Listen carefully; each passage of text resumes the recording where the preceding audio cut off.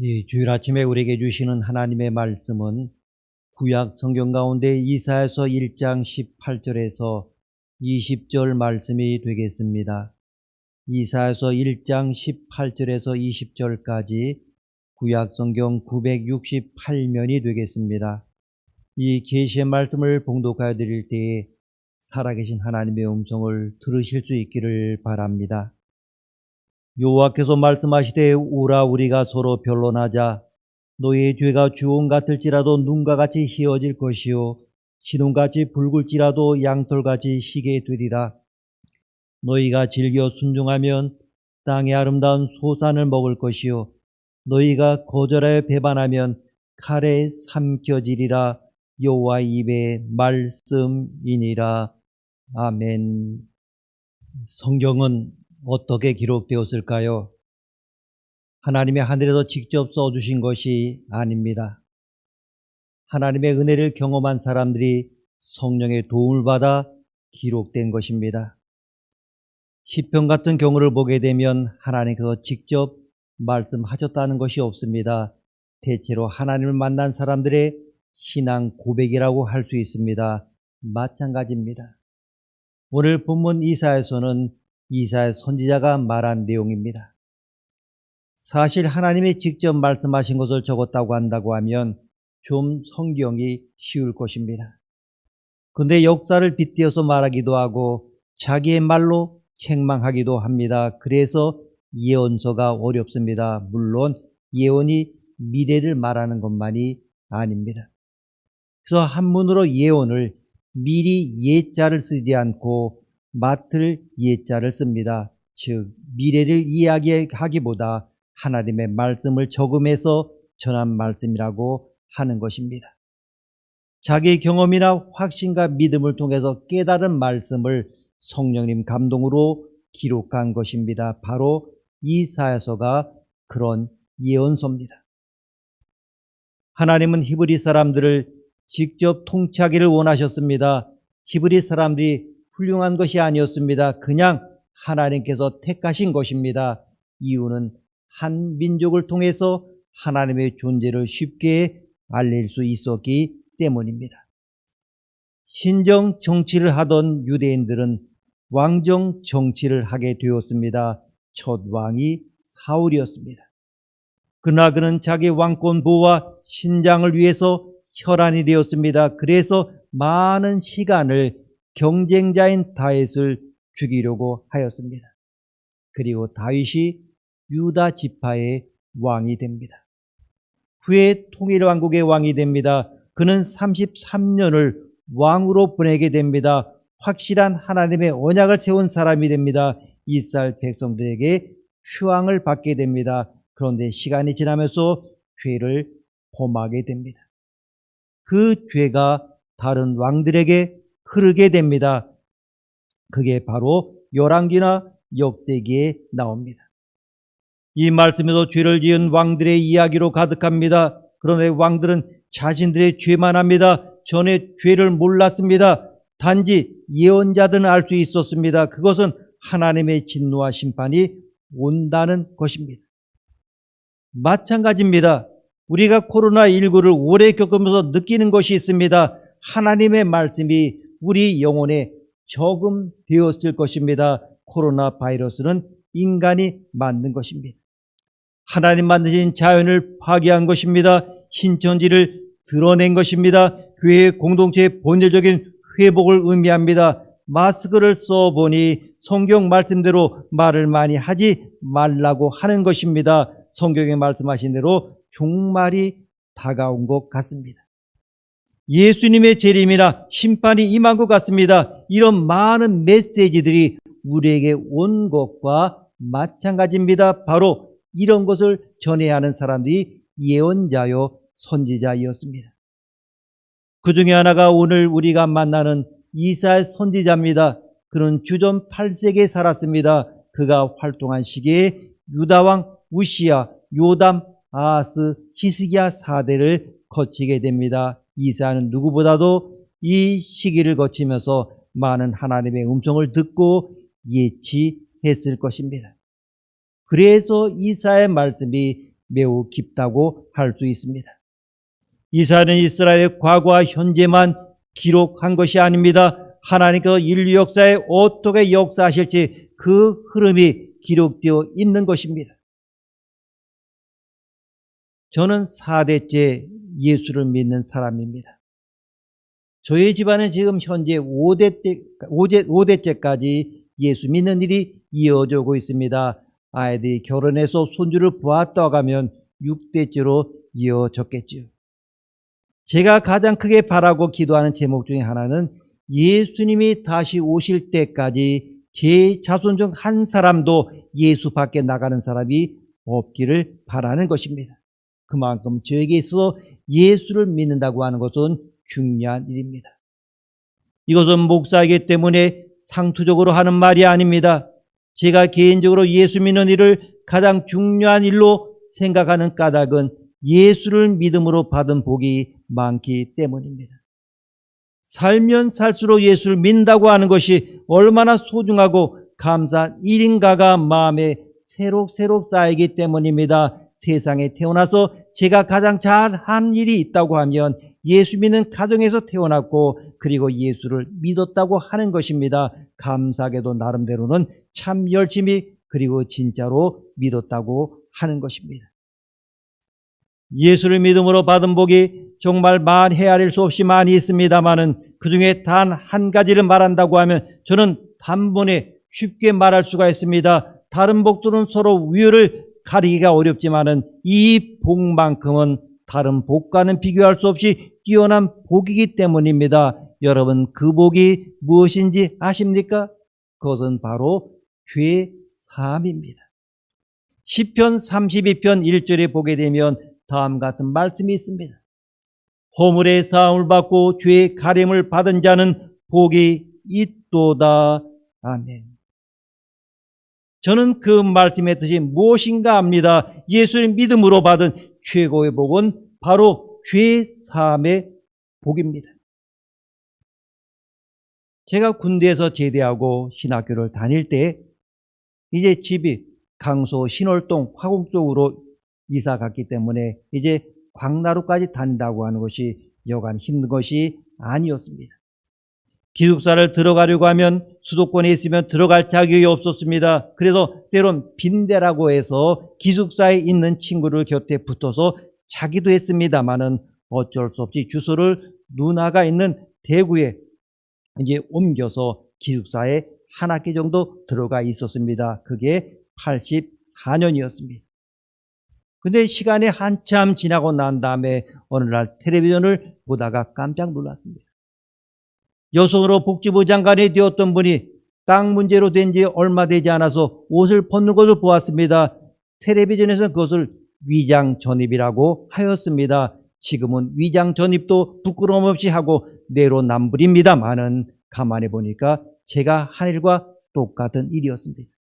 저는 그때서 제가 한 일이 위장 전입이라는 사실을 알았습니다. 얼마나 후회스럽고 부끄러웠는지 모릅니다.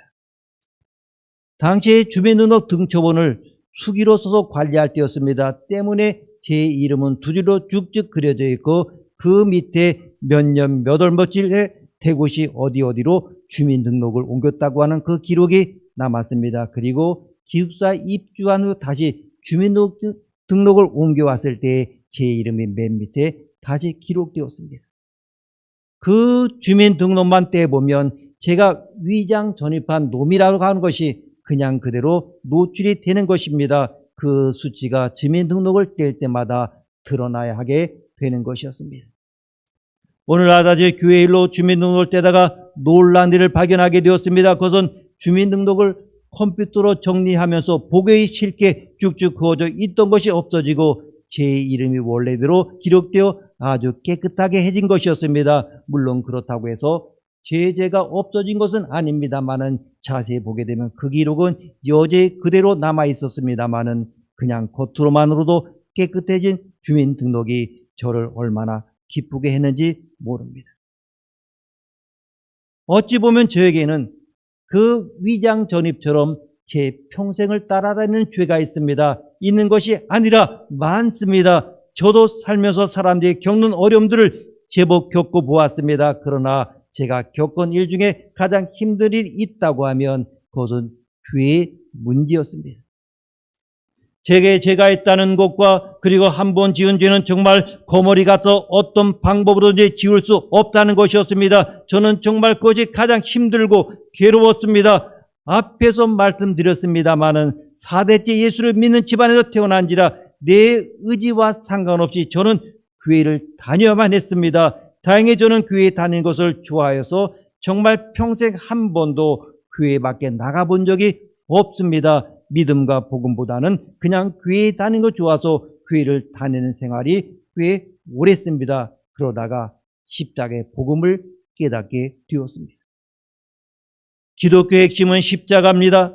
십자가의 핵심은 죄의 사함입니다. 예수님께서 이 땅에 오셔서 십자가를 진 목적은 하나입니다. 그것은 우리의 죄를 사하여 주시기 위함이었습니다. 십자가의 기독교와 기독교 신앙의 목적이 있습니다. 그것은 바로 죄의 사함입니다. 우리의 허물과 죄를 사하여 주시기 위하여 예수님께서 이 땅에 인간의 몸을 입고 오셨고 그리고 십자가에 못 박혀 돌아가신 것입니다. 죄 사함의 목적이 무엇입니까? 그것은 구원입니다. 하나님 나라입니다. 하나님의 나라는 가난해도 들어갈 수 있고 장애가 있어도 들어갈 수 있고 세상적인 신분이 낮고 천해도 들어갈 수 있지만 죄를 가지고는 들어갈 수가 없습니다. 구원의 치명적인 장애는 바로 우리의 죄입니다. 때문에 하나님은 우리를 당신의 나라, 즉 하나님의 나라로 데려가시기 위하여, 다시 말해서 구원하시기 위하여 무엇보다도 우리의 죄를 사해 주셔야만 했습니다. 하나님은 우리의 죄를 사하여 주시기 위하여 십자가라는 방법을 사용하셨습니다. 십자가로 말미암은 하나님의 속죄는 완벽한 것이었습니다. 예수 그리스도의 십자가의 보혈로 우리의 죄는 완벽하게 씻겨졌습니다. 그래서 오늘 본문이 오라 우리가 서로 변론하자. 너의 죄가 주홍 같을지라도 눈과 같이 희어질 것이요 진홍같이 붉을지라도 양털같이 되리라, 이렇게 말씀하고 있는 것입니다. 제 지멘 등록은 겉만 깨끗해졌지만 제 인생은 예수 그리스도의 보혈로 말미암아 겉만 깨끗해진 것이 아니라 진짜로 깨끗해졌습니다. 하나님이 사하여 주셨기 때문입니다.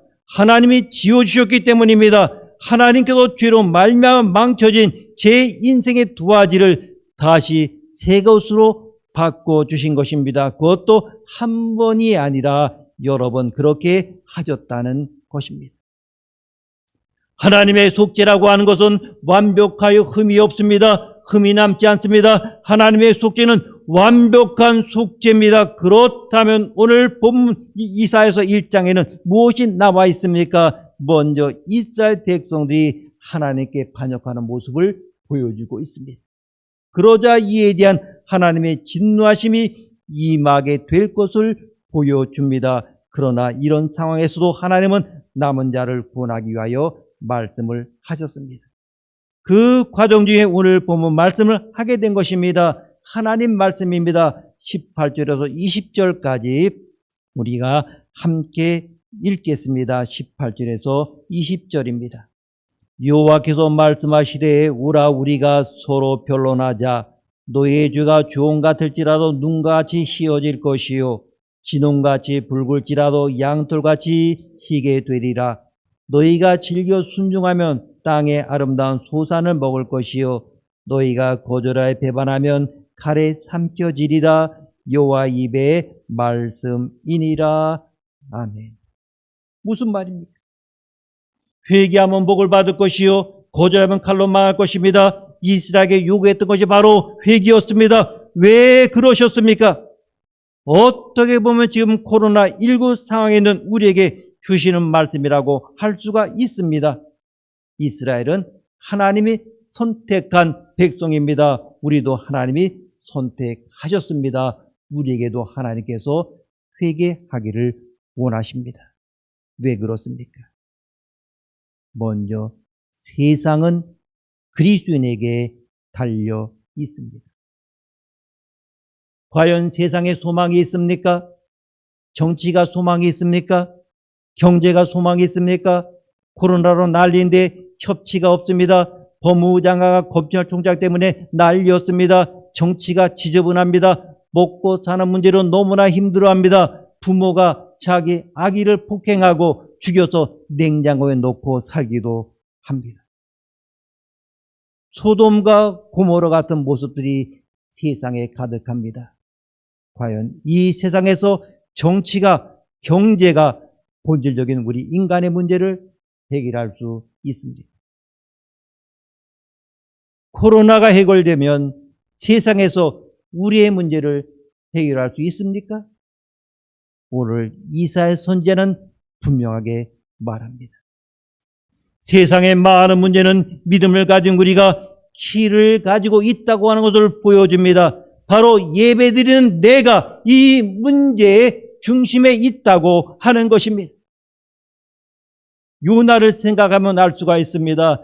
요나가 하나님의 지시를 받지 않습니다. 그리고 배를 탔습니다. 그러자 배가 풍랑을 만났습니다. 배에 탄 모든 사람들이 죽게 되었습니다. 이게 누구의 죄 때문입니까? 요나의 불순종으로 그렇게 된 것입니다.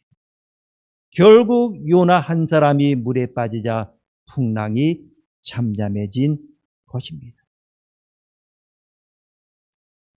우리는 자꾸만 세상이 힘들다 이렇게 이야기합니다. 이 세상 문제가 있다 이렇게 말합니다. 이것은 불신자들이 하는 말입니다. 문제는 그들은 자기의 죄를 모릅니다. 우리가 하나님 보게 되면 하나님은 불신자에게 관심이 없습니다. 바벨론 사람들에게 관심이 없습니다. 하나님은 택한 백성 이스라엘 백성에게 관심이 있습니다. 그래서 이렇게 하나님께서 말씀하신 것입니다. 20절 말씀 함께 읽습니다. 20절입니다. 너희가 거절하여 배반하면 칼에 삼켜지리라. 여호와의 입의 말씀이니라. 아멘. 이 땅의 아름다운 소산을 먹게 되는 것 불신자의 노력이 아닙니다. 하나님의 백성이 즐겨 순종해야 한다고 말씀을 하신 것입니다. 아니면 멸망할 것이라고 말씀하십니다. 아멘입니까? 교회가 여전히 소망이 되는 이유가 무엇입니까? 하나님도 우리에게 관심이 있기 때문입니다. 불신자에게 말씀하지 않습니다. 하나님께서 백성에게만 관심이 있으십니다. 정말 그렇습니까? 역대하 7장 14절 말씀 보면 내 이름으로 일컫는 내 백성이 그 악한 길에서 떠나 스스로 겸비하고 기도하여 내 얼굴을 구하면 내가 하늘에서 듣고 그 죄를 사하고 그 땅을 고칠지라. 아멘. 이 땅을 고칠 방법은 하나님의 백성이 악한 길을 떠나는 것입니다.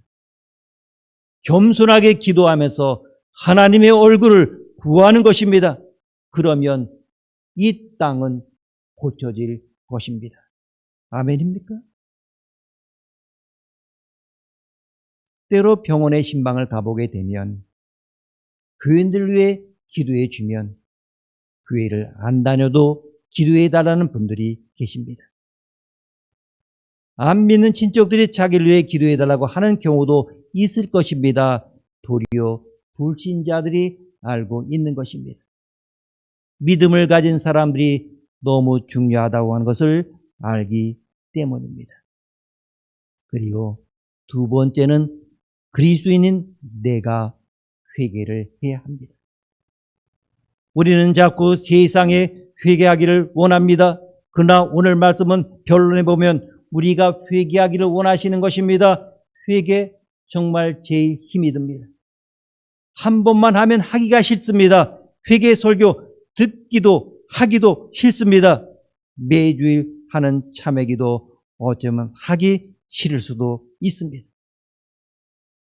여러분, 성경에서 죄라고 하는 것은 하나님과의 관계가 삐뚤어진 것입니다. 죄에 대한 헬라어가 하말티아입니다. 이 말은 화살을 쏘았는데 화살이 똑바로 안 가고 삐뚤삐뚤 갔다고 하는 것입니다. 18절 말씀하십니다. 여호와께서 말씀하시되 오라 우리가 서로 변론하자고 하는 것, 하나님께서 정한 똑바른 기준을 가지고 우리가 얼마나 삐뚤어졌는가 측량해 보자는 것입니다. 우리가 죄인인지 변론하자고 하는 것입니다. 왜 그렇습니까? 죄인인지 알아야 회개할 수 있고 그래야 십자가를 경험할 수 있기 때문입니다. 하나님께서 코로나를 왜 주셨습니까? 정말 조용한 묵상이라고 봅니다. 우리는 아무리 생각해도 죄를 모릅니다. 그런데 코로나가 바로 죄를 알려주고 있다고 봅니다. 죄와 코로나는 눈에 보이지 않습니다. 죄와 코로나는 전염이 됩니다. 죄와 코로나는 사람이 만들었습니다. 죄와 코로나는 관계를 단절시킵니다. 죄와 코로나는 시간이 지나면 무뎌집니다. 죄와 코로나는 백신을 맞아야 끝이 납니다. 즉 백신이 나왔다고 하는 보험 같은 뉴스로 끝나는 것이 아닙니다. 백신을 맞아야 됩니다. 이것은 죄도 마찬가지입니다. 백신을 맞아야 됩니다. 십자가의 은혜가 내 영혼에 들어와야 됩니다. 예수님의 사랑이 들어와야 됩니다. 그러려면 어떻게 해야 합니까? 죄를 회개해야 합니다. 우리는 지금 다른 나라 갈 수가 없습니다. 왜? 코로나 때문입니다. 백신을 맞아야 갈 수가 있습니다. 하나님 나라도 마찬가지입니다. 지옥은 지금 코로나보다 더 심한 것입니다. 고통이 계속 지속되는 것입니다. 하나님의 나라로 가려면 예수님만이 해답입니다. 사단의 양심이라는 것이 있습니다. 사단은 우리의 양심을 통하여 우리를 정죄합니다. 하나님의 속죄를 의심하게 하는 것입니다. 그리고 평생 우리로 하여금 죄의 종으로 살게 하려는 것입니다. 여러분, 거기에 속지 마시기 바랍니다. 뻔뻔해지라는 말씀이 아닙니다. 두꺼지라는 말이 아닙니다. 하나님께서 우리의 죄를 사하여 주시기 위하여 십자가에 달려 피 흘리셨다는 것을 믿으시라는 말씀입니다. 그리고 우리의 죄는 그 십자가 앞에서 다 사하여지고 하나님조차 기억하지 않고 계시다고 하는 것을 믿으라는 말씀입니다. 저는 1992년 2월 24일에 목사 안수를 받았습니다. 목사에게 있어서는 이날은 생일과 같습니다. 여러분 이날을 꼭 기억해 두십시오.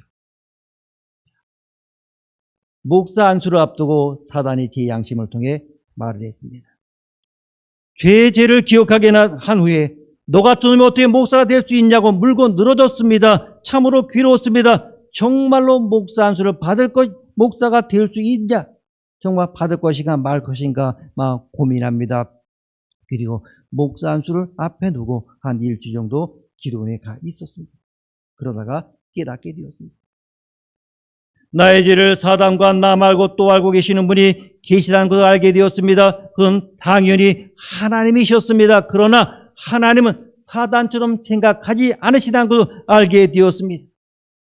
하나님은 제가 목사가 되는 것을 기뻐하고 계시다는 것을 알게 되었습니다. 그리고 제가 하나님과 십자가의 보람이라고 하는 걸 알게 되었습니다. 십자가의 보혈로 깨끗한 그릇이 되어 하나님이 기뻐하시는 사역을 위하여 목사가 되는 저를 기뻐하고 계시다는 것을 알게 되었습니다. 저는 제가 죄인인 것을 압니다. 때문에 제가 목사가 되고 한 아내의 사랑받는 남편이 되고 자녀에게 사랑받고 인정받는 아버지가 된 것은 전혀 저 때문이 아니라 예수님과 예수님의 십자가 때문임을 압니다. 저는 사도 바울이 고린도전서 15장 10절에서 나의 나 된 것은 하나님의 은혜라고 고백한 그 마음을 압니다. 그리고 갈라디아서 6장 14절에서 우리 주 예수 그리스도의 십자가에 결코 자랑할 것이 없다고 고백한 그 마음을 압니다. 저도 제가 된 것은 하나님의 은혜고 그 은혜가 십자가의 은혜고 속죄의 은혜임을 압니다. 그래도 저도 자랑한다면 저를 자랑하지 않고 예수 그리스도의 십자가만을 자랑할 것입니다.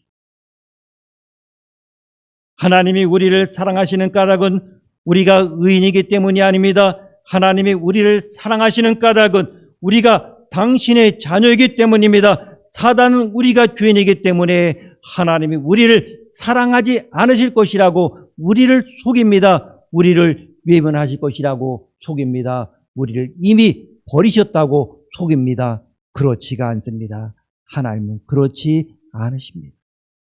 아니, 그러실 수가 없습니다.